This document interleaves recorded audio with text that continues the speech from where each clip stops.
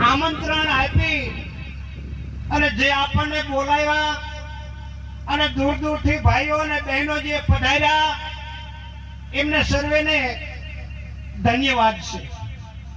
જ્યારે સદગુરુ હકારામ મહારાજને નતા મળ્યા એ વખતના એવા શબ્દો છે, અલ્યા હકો કે હેરાન થયા જોતું ને જડ્યું,